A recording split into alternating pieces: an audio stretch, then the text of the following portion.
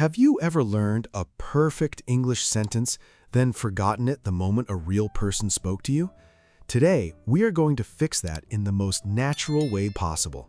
No long grammar lesson, no difficult test, and no list of words that disappears from your memory tomorrow. We are simply going to have a real conversation about situations you actually face. You will hear how people make plans, order food, ask for help, solve small problems, disagree politely, and keep a conversation moving when they are not sure what to say. So listen while you walk, cook, drive, clean, or relax. You do not need to understand every word. Follow the situation, notice the useful phrases, and let the meaning become clear. And Sarah, when we reach the practice parts, speak with us. Your answer does not need to be long. A short, natural sentence is much more useful than a complicated sentence you cannot say comfortably. Exactly, Adam. Real conversation is not a speech competition. Most of the time, people use simple words, small reactions, follow-up questions, and friendly expressions that help everyone feel comfortable. Welcome to Think and Talk in English, the Fluency Podcast. This episode is for A2 to B2 learners who want to understand natural English and respond without translating every sentence. We will start with an ordinary morning, then move through several everyday situations. By the end, you will have phrases you can use at work, in a cafe, in a shop, and with friends. One more thing. If part of the conversation feels fast, do not stop immediately. Keep listening for another sentence. Very often, the next sentence explains the part you missed. That is an important listening skill. Native speakers do not understand conversations word by word either. They use context, tone, facial expressions, and what they already know about the situation. All right, get comfortable, turn the volume up a little, and imagine you're sitting here with us. You are not studying English from the outside. You are joining the conversation. I like that. You are part of the conversation, even if you are quiet at first. Listening carefully is the first step, and speaking a little is the next step. Sarah, ready to begin? Ready. Let's talk about a morning that did not go exactly as planned. A morning that did not go as planned. My morning started badly. I woke up, looked at the clock, and realized my alarm had not gone off. I had 20 minutes to get ready and leave the house. Oh no, Adam.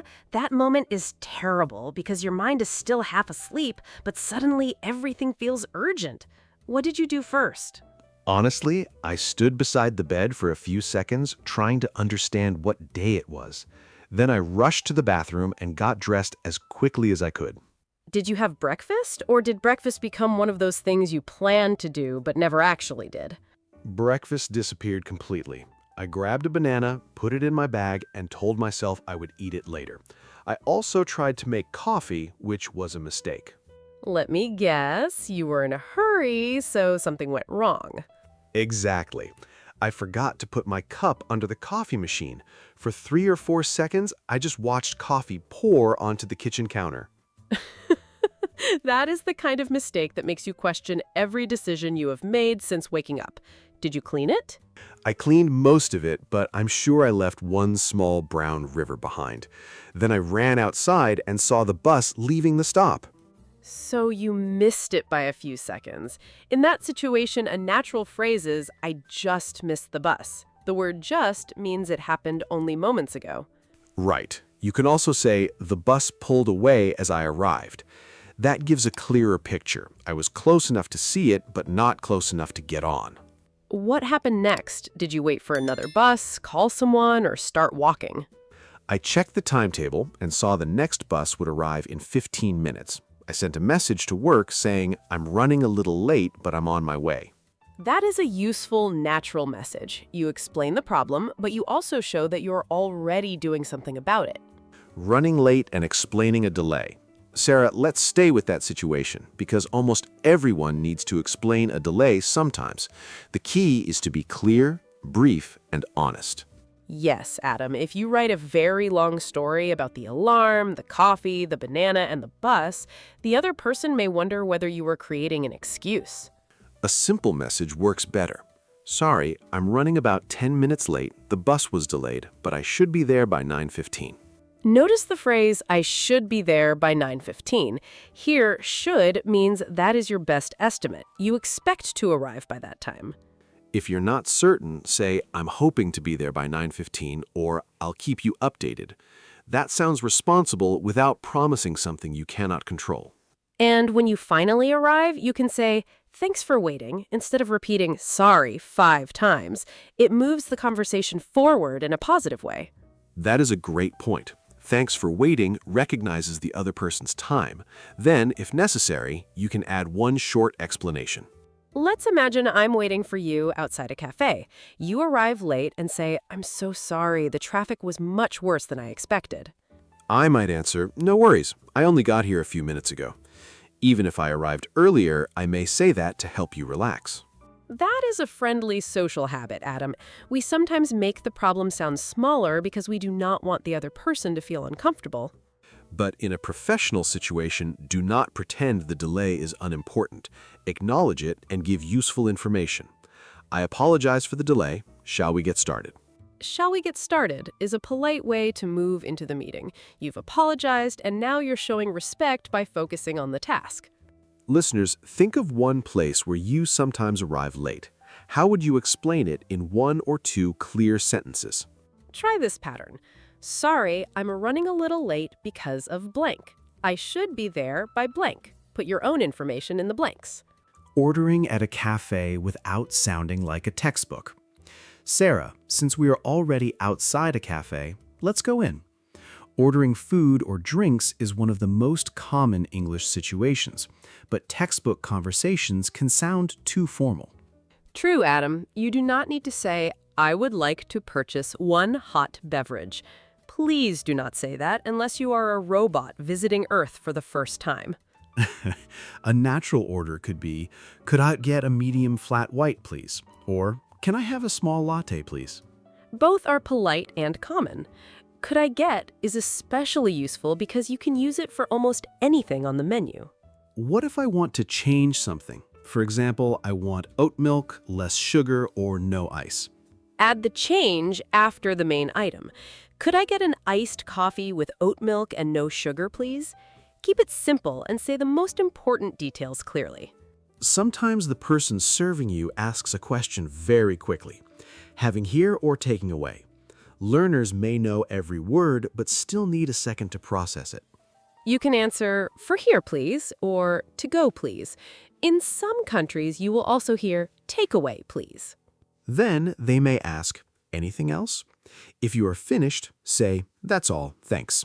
That phrase is short, friendly, and extremely useful. If you did not hear the price, do not guess and hand over random money. Say, sorry, how much was that? There is nothing embarrassing about asking once more. Now, imagine they give you the wrong drink. You ordered tea, but they hand you coffee. How can you correct it politely? Try, sorry, I think this might be someone else's. I ordered a tea. The phrase, I think, softens the correction, even when you are quite sure. You could also say, sorry, I asked for oat milk. Would you mind changing it? Clear, calm English usually solves the problem quickly. And remember to finish with, thanks, I appreciate it. Politeness is not about using difficult language. It is about your words, your tone, and the way you treat the other person. Making plans that can actually happen. Sarah, let's move from coffee to weekend plans. Making a plan sounds easy until 4 people have different schedules, different budgets, and different ideas. That is when the group chat becomes 50 messages long and nobody knows whether the plan is lunch, a movie, a walk, or simply staying home. A useful way to begin is, are you free on Saturday? It checks the person's availability before you give every detail. If I'm not sure, I can say, I think so, but let me check. That answer is more honest than saying yes immediately and canceling later. Then I might suggest, how about meeting around 11? The phrase, how about, introduces an idea without making it sound fixed. I can respond, 11 works for me, which means 11 is convenient. Or I can say, could we make it a little later? Could we make it 12 is another very natural phrase. Here, make it means choose or arrange that time. What if the activity is too expensive? People sometimes agree because they feel uncomfortable discussing money, then worry about the cost afterwards. You can be honest without giving personal details. Say, I'm trying to save money at the moment. Could we do something cheaper? That gives the group useful information and offers a direction. Maybe you can have a picnic, visit a free event, or meet at someone's home. If the weather might change, make a backup plan. If it rains, we can grab lunch instead. A backup plan is the second plan you use if the first one fails. And before the conversation ends, confirm the details.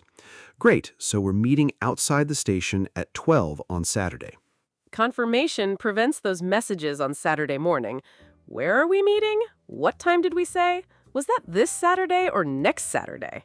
Exactly. A good plan has an activity, a time, a place, and a simple backup. Now it has a much better chance of actually happening. Small talk at work or in class. Sarah, now imagine is Monday morning. You arrive at work or class, and someone says, "How was your weekend?" What do you say? Many learners answer, "It was good," and stop. That answer is correct, but it gives the other person nothing to continue with. Try the answer plus one detail method. It was good. I went for a long walk on Sunday. One small detail creates the next part of the conversation. The other person can now ask, "Where did you go?" Or, "Was the weather nice?" You have opened a small conversational door. If your weekend was quiet, that is fine too. Say, "Pretty quiet actually. I caught up on some sleep and did a few things around the house." Caught up on sleep means you slept more because you had not been getting enough sleep. Things around the house means ordinary jobs such as cleaning or washing clothes. After your answer, return the question. How about you? Small talk feels balanced when both people have a chance to speak. Small reactions also matter. "Oh, nice. That sounds fun." "Really? How did it go?" These phrases show interest without taking over the conversation.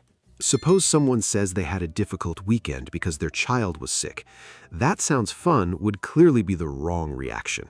Yes, listen to the meaning before choosing your response.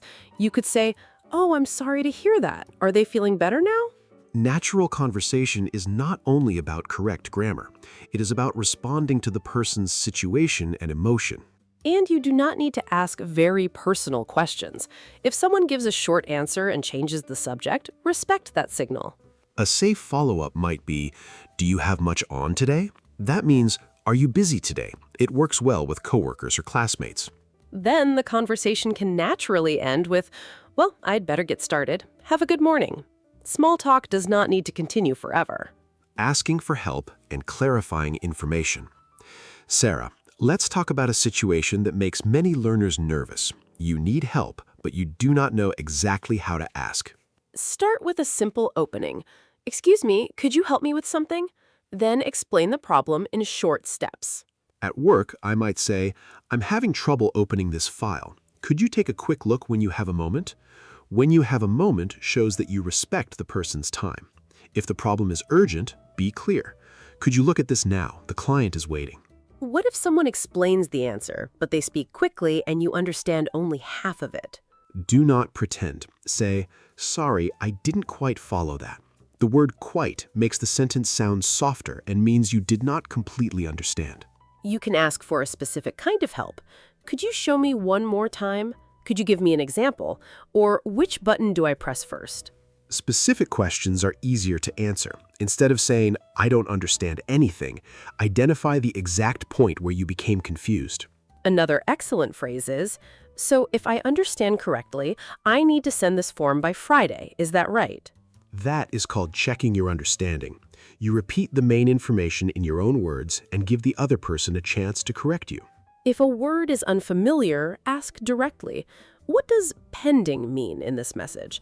You are not asking for the whole explanation again, only one important word. And if you finally understand, say, "Got it. Thanks for explaining." "Got it" is informal and means "I understand now." Listeners, repeat this useful sentence. "Sorry, I didn't quite follow that. Could you give me an example?" One more time. "Sorry, I didn't quite follow that. Could you give me an example?" That sentence can rescue you in dozens of real situations. Returning something to a shop. Sarah, here is another practical situation. You bought something, took it home, and discovered a problem. Now you need to return it. First, keep the receipt if possible. Then begin calmly. Hi, I bought this yesterday, but unfortunately it doesn't seem to be working. Doesn't seem to be working sounds less aggressive than you sold me a broken product, even if you are frustrated. The employee may ask, what seems to be the problem? You can explain, it turns on, but the screen goes black after a few seconds. Clear details help the person understand whether you need a refund, a replacement, or technical help. If you want your money back, ask, would it be possible to get a refund? If you want another item, say, could I exchange it for a new one? They might ask whether you have the receipt or the original packaging. If you do not, answer honestly. I have the receipt, but I threw the box away. Sometimes the shop cannot give you exactly what you want. The employee may say, I'm afraid we can only offer store credit. I'm afraid does not mean the employee is frightened. It is a polite way to introduce information that may disappoint you. If you are unsure what store credit means, ask, does that mean I can use the amount to buy something else here? If the answer does not solve your problem, you can say, I understand, but is there any other option? You remain polite while continuing the discussion. Being polite does not mean you must accept everything immediately. You can be calm, clear, and firm at the same time. When the problem is solved, finish positively. Thank you for sorting that out. The phrase, sort something out, means solve or organize a problem. That phrase works in many places. Thanks for sorting out the booking. We sorted out the payment issue. Very useful, very natural English. Invitations and polite ways to say no. Sarah, now let's talk about invitations. Saying yes is easy when you want to go, but saying no can feel uncomfortable. A friendly invitation might sound like, a few of us are going out for dinner on Friday. Do you want to come? If you want to go, say, that sounds great. What time are you meeting? You show interest and ask for the next important detail. If you cannot go, you do not need a dramatic excuse. Thanks for inviting me, but I already have plans on Friday. That answer is complete. You thank the person, say no clearly, and give a brief reason without sharing private information. If you're interested in another time, add, maybe next time, or suggest something specific. I can't do Friday, but are you free next week? Be careful with maybe next time if you never want to meet. People may understand it as genuine interest and invite you again. True. You can still be kind and honest. Thanks for thinking of me, but big group dinners aren't really my thing. Not really my thing means it's not something you enjoy or feel comfortable doing. It's softer than saying, I hate group dinners. What if you're not ready to decide? Say, can I let you know tomorrow? Then remember to give the person an answer tomorrow. That last part matters. I'll let you know should not mean I hope both of us forget this conversation. Exactly. Clear communication is kinder than leaving someone uncertain for 3 days. And if someone declines your invitation, do not pressure them. A natural response is no problem at all, maybe another time. Invitation should feel welcoming, not like an examination. People can say yes, no, or not yet, and the relationship can remain comfortable. Sharing opinions and disagreeing politely. Sarah, real conversations include different opinions. You will not agree with everyone, and that is completely normal. The goal is not to avoid disagreement. The goal is to disagree with the idea without attacking the person. Suppose I say, I think working from home is better for everyone. You may agree partly, but see a problem. I could answer, I see what you mean, but I don't think it works for every job. That begins with understanding before adding a different view. I see what you mean does not always mean I agree. It means I understand the reason behind your opinion. Another useful phrase is, that's a fair point. You recognize that the other person has said something reasonable. Then you can add, at the same time, some people work better around others. This keeps the discussion balanced. If you disagree more strongly, try, I'm not sure I agree with that. Your tone should sound thoughtful, not angry or sarcastic. You can also ask a question instead of making a direct statement.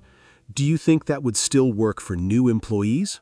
Questions encourage the other person to explain. Sometimes you discover that your opinions are not as different as they first appeared. And sometimes you still disagree. In that case, we may have to agree to disagree means you accept that neither person will change their mind. Use that phrase when the conversation has reached a natural stopping point.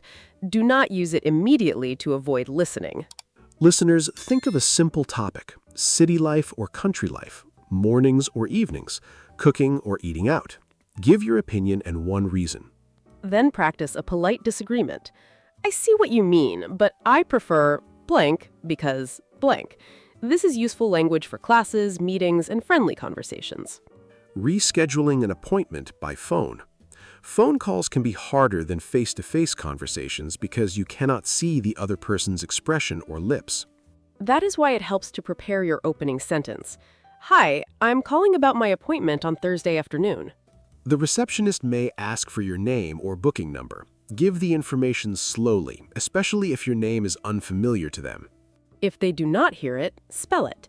You can say, certainly, that's S as in sun, A as in apple, and continue letter by letter.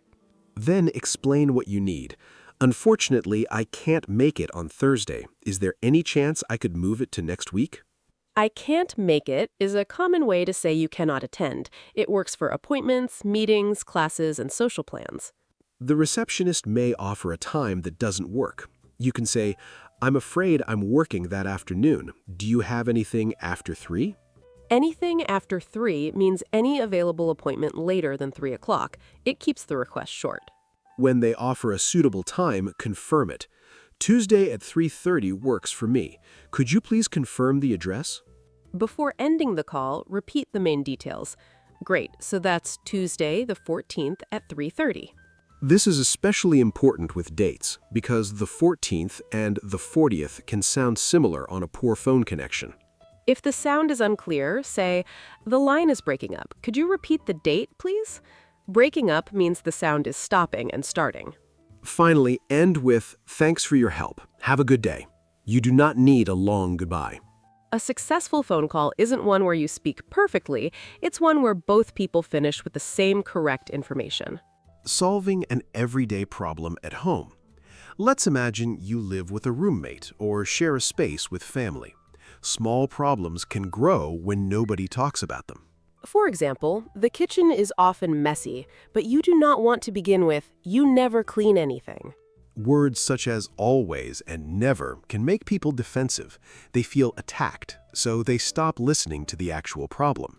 A calmer opening is, could we talk about the kitchen for a minute? It's been difficult to use in the mornings. That describes the situation and its effect. Then make a practical request.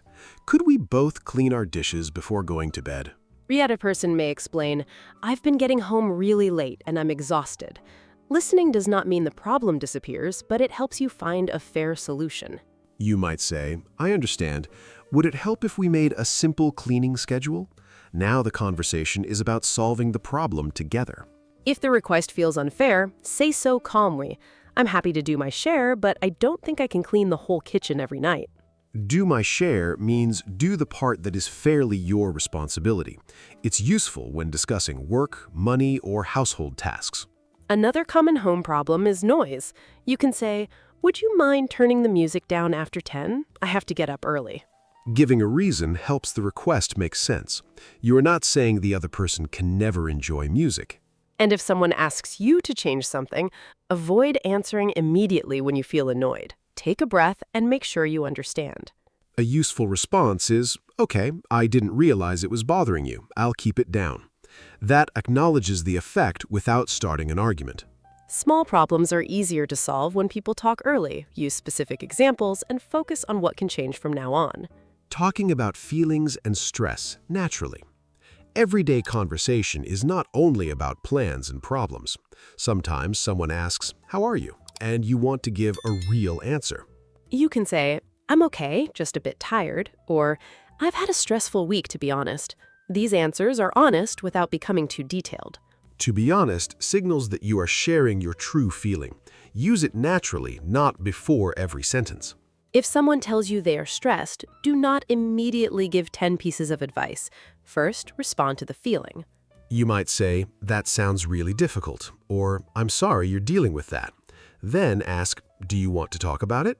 That question gives the person a choice. They may want to talk, or they may say, "Not right now, but thanks for asking." Sometimes a friend wants support, not a solution. You can ask, do you want advice, or do you just need me to listen? That is a thoughtful question. It prevents you from trying to fix something when the person only wants to feel understood. If you are the stressed person, you can explain what you need. I don't need an answer right now. I just need to say it out loud. Or, "Could we talk about something else for a while? I need a break from thinking about work." What helps you recover after a difficult day? I usually take a walk without my phone and let my mind become quiet. I like making a simple meal and listening to music. It gives me something gentle to focus on. Listeners, answer this out loud. When I feel stressed, it helps me to... Your answer can be simple and personal. Knowing how to describe your feelings and needs makes your English more useful because it helps you build stronger, more honest relationships. Conversation-saving phrases you'll actually use. Sarah, before our final practice, let's collect some phrases that can save a conversation when your mind suddenly goes blank. First, you need time to think. Say, "That's a good question. Let me think for a second." This sounds natural and gives your brain a few extra moments. If you cannot remember a word, describe it. I can't remember the word, but it's the thing you use to open a bottle. The other person may supply the word. "A bottle opener?" Then you can say, "Yes, that's it." The conversation continues, and you learn the word. If you want to correct yourself, say, actually, let me say that again, or what I mean is... Fluent speakers correct themselves all the time. Self-correction is not failure. It shows that you noticed a clearer way to express your idea. If the topic changes too quickly, use a bridge. Before we move on, can I ask one more thing about that? If you want to return to an earlier topic, say, "Going back to what you said about work, did the meeting go well?" When you have no personal experience, you can still respond. I've never tried that, but it sounds interesting. Then ask a question. When you didn't hear clearly, say, "Sorry, I missed the last part." That's more specific than pretending you missed the whole sentence. And when you need to leave, don't disappear in the middle of the conversation. Say, I'd better get going, but it was really nice talking to you. These phrases are useful because they manage the conversation. They help you gain time, repair confusion, change direction, and finish politely. Fluency is not knowing every word. Fluency is knowing how to continue when you don't know every word. That idea is worth remembering. You don't need perfect English to have a successful conversation. You need attention, courage, and a few reliable phrases. Conversation-saving phrases you will actually use. Sarah, before our final practice, let's collect some phrases that can save a conversation when your mind suddenly goes blank. First, you need time to think. Say, that's a good question. Let me think for a second. This sounds natural and gives your brain a few extra moments. If you cannot remember a word, describe it. I can't remember the word, but it's the thing you use to open a bottle. The other person may supply the word. A bottle opener? Then you can say, yes, that's it. The conversation continues and you learn the word. If you want to correct yourself, say, actually, let me say that again. Or, what I mean is... Fluent speakers correct themselves all the time. Self-correction is not failure. It shows that you noticed a clearer way to express your idea. If the topic changes too quickly, use a bridge. Before we move on, can I ask one more thing about that? If you want to return to an earlier topic, say, going back to what you said about work, did the meeting go well? When you have no personal experience, you can still respond. I've never tried that, but it sounds interesting. Then ask a question. When you did not hear clearly, say, sorry, I missed the last part. That is more specific than pretending you missed the whole sentence. And when you need to leave, do not disappear in the middle of the conversation. Say, I'd better get going, but it was really nice talking to you. Excellent. Those are not unusual textbook sentences. They are phrases you can use in real conversations this week. Let's finish with a short listener challenge. Do not translate the questions. Listen, pause if you need to, and answer naturally in English. First question. You are going to be 10 minutes late for a meeting. What message would you send? A natural answer could be, "Sorry, I'm running about 10 minutes late, but I'm on my way." Now give your own answer. Second question. A cafe gives you the wrong drink. How would you explain the problem politely? You might say, "Sorry, I think this is someone else's. I ordered tea." Short, clear, and calm. Third question. Someone explains a task, but you do not understand one step. What could you ask? Try, "Sorry, I didn't quite follow the last part. Could you show me one more time?" Fourth question. A friend invites you out on Friday, but you already have plans. How would you respond? "Thanks for inviting me, but I already have plans on Friday. Maybe next time." Now say it in your own way. Fifth question. You disagree with someone in a meeting. Begin your answer with, "I see what you mean, but..." If you answered even 3 questions out loud, you did more than listen. You trained your brain to find an English response under a little pressure. Today we practiced delays, cafe orders, plans, small talk, clarification, returns, invitations, opinions, phone calls, home problems, feelings, and conversation repair. Don't try to memorize everything at once. Choose 3 phrases that fit your real life. Write them down and use each one in a sentence today. Then listen again in a few days. The conversation will feel easier, and you'll notice expressions that passed too quickly the first time. In the comments, answer this question. Which situation is most difficult for you in English? Phone calls, small talk, asking for help, or something else? Your answer may help us choose a future episode, and it also gives you one more chance to use real English for a real purpose. Thank you for spending this time with us. Keep listening, keep responding, keep believing in yourself, and remember that simple English used confidently is powerful English. We'll see you in the next episode. Until then, take care and keep thinking and talking in English. I'm Sarah. I'm Adam. Bye for now.